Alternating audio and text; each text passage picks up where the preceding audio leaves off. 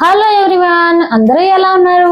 నేనైతే 3వ వారం సాయిబాబా పూజని చేసుకుంటున్నానండి. సాయిబాబాని మామిడాకులను పెట్టేసుకొని బంతిపూలతో ఇలా డెకరేట్ చేసుకున్నాను. పళ్ళెం చుట్టూ మందారాకులను పెట్టుకొని కలర్ ఆల్టర్నేటివ్ కలర్స్తో బంతిపూలని ఈ విధంగా పెట్టుకొని డెకరేట్ చేసుకున్నాను. తర్వాత వైట్ అండ్ పింక్ కలర్ ఫ్లవర్స్తో కూడా నేను ఈ విధంగా చేసుకున్నాను. డెకరేషన్ కంప్లీట్ చేసుకున్నాను.